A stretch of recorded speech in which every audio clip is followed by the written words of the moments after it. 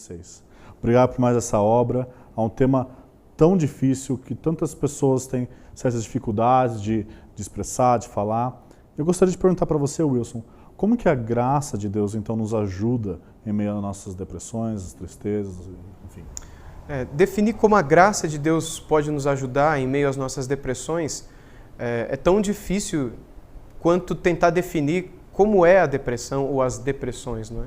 Assim como cada depressão nasce de uma causa ou é fruto de alguma coisa, a gente vê que em cada caso de angústia, de sofrimento, de depressão, os nomes são diversos, a graça de Deus e os conselhos de Deus se manifestam de uma forma diferente, usando vários meios, inclusive, possíveis, tanto na palavra, no conselho de Deus, quanto na natureza, como foi no caso de Elias, para tentar trazer consolo para o coração da pessoa que sofre. Então, a graça de Deus ela se manifesta multiforme, né, diante daquele que sofre. Nesse livro que a Fiel acabou de publicar, eu tento mostrar em alguns casos bíblicos, vários casos bíblicos, não é, como a graça de Deus se manifestou no sofrimento de cada um deles. A palavra depressão não está na Bíblia, ela é um termo recente, mas o sentimento que carrega aqueles que sofrem com aquilo que hoje se chama depressão é algo tão antigo quanto é o ser humano na face da Terra. E na palavra de Deus a gente encontra um monte de gente que passou por isso. De modo que se a gente pegasse um profissional hoje das áreas da psique humana ou da área da medicina, ou enfim, que seja, e colocássemos ao lado desses personagens bíblicos, sem dúvida nenhuma, esses homens de hoje, esses pesquisadores, esses terapeutas, esses médicos, eles identificariam esses personagens como passando por depressão. Alguns duradoura, alguns pontuais, num curto período de tempo, mas com uma intensidade tal que seria catalogada hoje e tratada hoje como sendo depressão.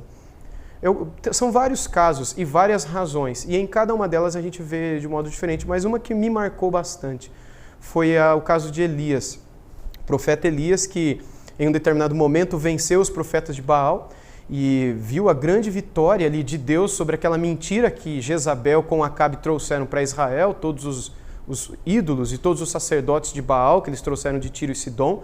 E numa prova que Elias e os profetas de Baal fizeram com o Deus verdadeiro, os profetas de Baal clamaram o tempo todo e nada aconteceu. Depois Elias clamou, o fogo caiu do céu, lambeu ali, enfim, até a água que corria do lado secou, tudo aconteceu.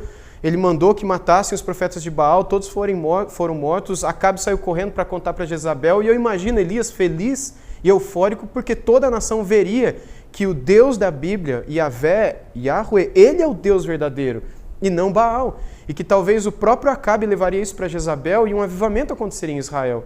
Mas ao contrário disso, uma frustração entra no coração dele quando ele sabe que Jezabel prometeu que ia matá-lo em 24 horas.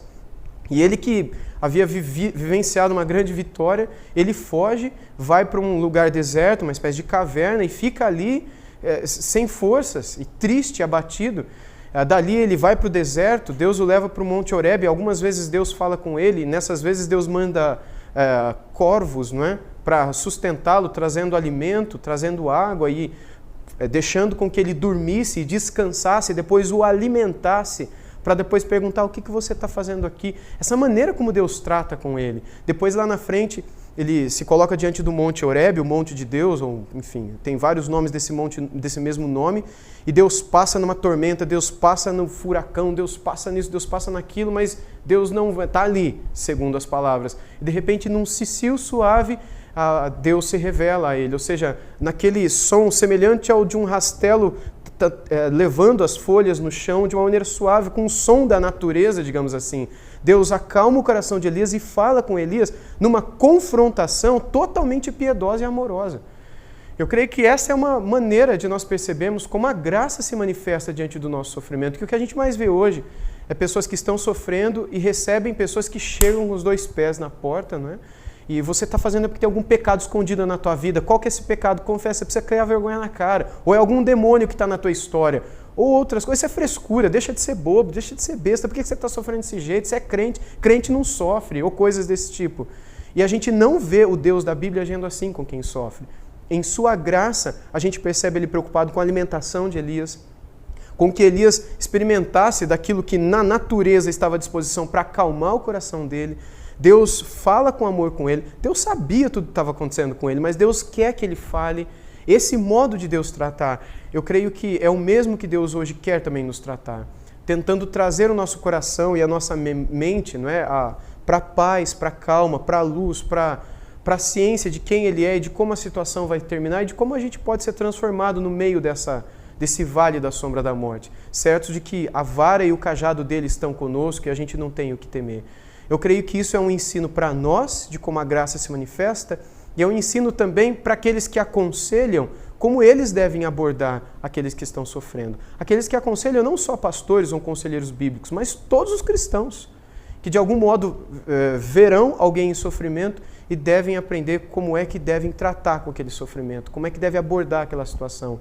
E eu creio que a gente tem que ser imitador do Senhor nesse sentido, para que a gente possa transmitir graça também àqueles que sofrem. Obrigado, Wilson.